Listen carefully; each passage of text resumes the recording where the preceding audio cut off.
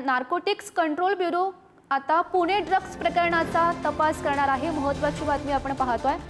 पुणे अपघात पुणे पोलिसांकडून 10 जून रोजी एनसीबी कडे हा खरं तर तपास वर्ग करण्यात आलेला होता। छापेमारी करत 3000 कोटी रुपयांचे मेफेड्रॉन पकडण्यात आले होते आणि या संदर्भातला जो तपास आहे तो नार्कोटिक्स कंट्रोल ब्युरो करणार अशी माहिती मिळते।